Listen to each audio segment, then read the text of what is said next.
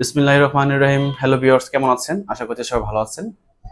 Viewers, আমরা আরেকটি blog নিয়ে হাজির হয়েছি আপনাদের মাঝে ইনশাআল্লাহ। তো আলহামদুলিল্লাহ আমাদের নর্থ ম্যাসেডোনিয়া আরেকজন যাত্রীর ফ্লাইট। তো ওনার পাসপোর্ট, টিকিট, ম্যান পাওয়ার সবকিছু আমরা বুঝিয়ে দেবো ওনার কাছে।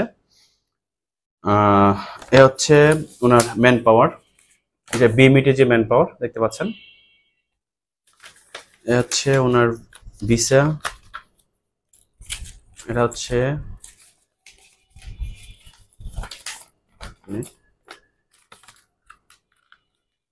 এই যে নর্থ ম্যাসেডোনিয়ার ভিসা।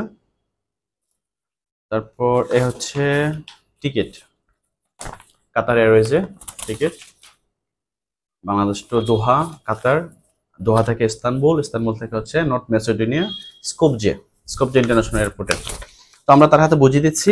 ওর নাম হচ্ছে চঞ্চল ওরাও। ওর হচ্ছে নওগাঁও থেকে আসছে, হোমটাউন নওগাঁ।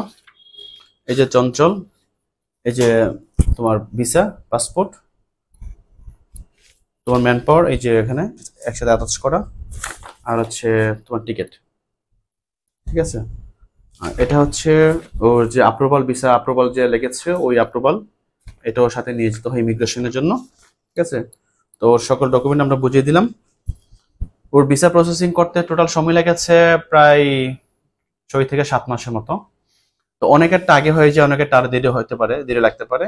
তো একটা জিনিস মাথায় রাখবেন, আপনারা যদি কেউ নর্থ ম্যাসেডোনিয়া অথবা হাঙ্গেরি, ইউরোপ নিয়ে কাজ করতে চান, অ্যাটলিস্ট আপনাকে 8 থেকে 12 মাসের সময় নিয়ে কাজ করতে হবে।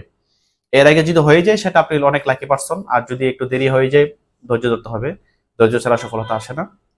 সফলতা পেতে গেলে একটু ধৈর্য ধরতে হবে, স্ট্রাগল করতে হবে, ওয়েট করতে হবে। তো নেক্সট টাইম ইনশাআল্লাহ আবার হাজির হবো আপনাদের মাঝে নতুন আরেকটি ব্লগ নিয়ে, আরো কোনো সফলতা গল্প নিয়ে। সে পর্যন্ত সবাই ভালো থাকুন, সুস্থ থাকুন। আসসালামু আলাইকুম।